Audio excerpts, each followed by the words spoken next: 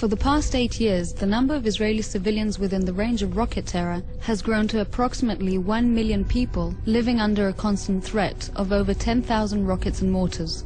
In 2005, the Israel Defense Forces withdrew completely from every last millimeter of the Gaza Strip, giving the local population an opportunity to take their destiny into their own hands. Despite this, upwards of 7,940 rockets and mortars continued to be fired at Israel. In July 2007, Hamas took control over the Gaza Strip. In the year 2008 alone, 2,735 rockets and mortars were fired at Israel, leading the Israeli government to order the IDF to carry out Operation Cast Lead. This three-dimensional model is based on intelligence and other findings gathered in the field during Operation Cast Lead. It gives an example of the complex battlefield in which the IDF soldiers fought, and shows the way in which Hamas made use of the local uninvolved civilian population as human shield. For the past several years, the Hamas terror organization has been ruling the Gaza Strip, supported by Iran and Hezbollah. For this entire period, thousands of rockets and mortars have been fired at Israeli civilians. Hamas invests much money and efforts to build terror infrastructure in civilian areas and underground throughout the Gaza Strip. Hamas has developed sophisticated smuggling methods. For several years, Hamas has been digging tunnels under the Sinai-Gaza border in order to smuggle weapons, ammunition and explosives, all supplied by Iran. Hamas has camouflaged the openings of these tunnels under the guise of civilian housing, factories, greenhouses and mosques. Tons of explosive materials, powerful explosive devices, rockets, RPGs, grenades, assault rifles, missiles and anti-tank rockets have all been smuggled through these tunnels and stored in these civilian homes, mosques, schools and hospitals.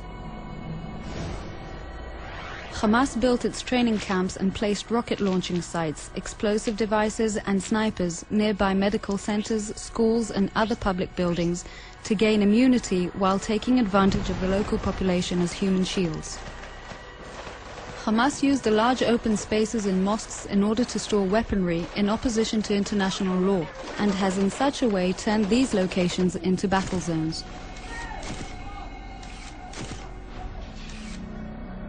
The use of women, the elderly and children is built in the terror strategy of Hamas.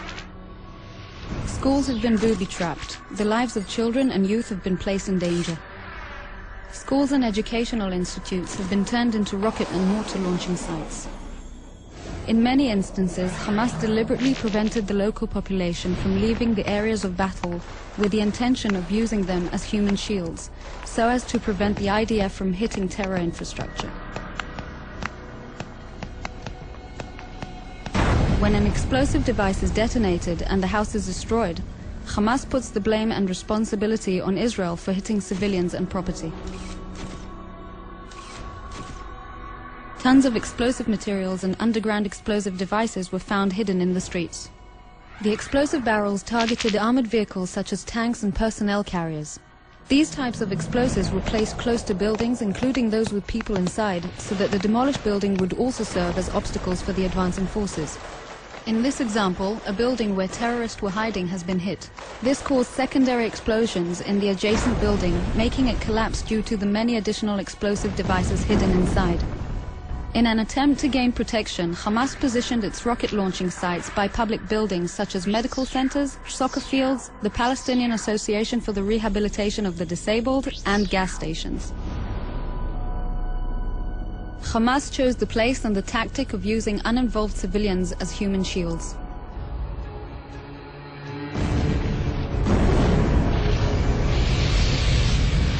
This map and other findings are all evidence of how Hamas purposely built its terror and combat network as an inseparable part of its civilian infrastructure.